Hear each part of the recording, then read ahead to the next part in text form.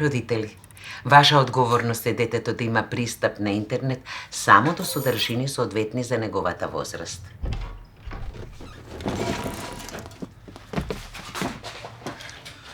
Почитувајте ги ограничувањата за минимална возраст на социјалните мрежи. И да не го заборавиме проблемот наречен сајбер малтретирање.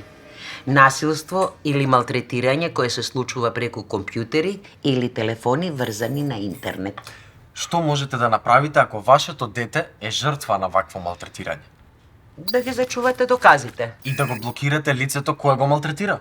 И најважно, да разговарате со вашето дете за тоа што се случува. Да му помогнете да размисли, да разбере што се случило, како се чувствува и што треба да направи.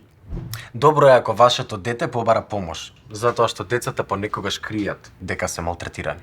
Внимателно размислете како да постапите, консултирајте се со училиштето и со адвокат, а ако има потреба, пријавете во полиција.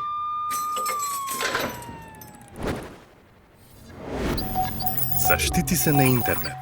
За повеќе информации и совети, оди на mkd-cirt.mk.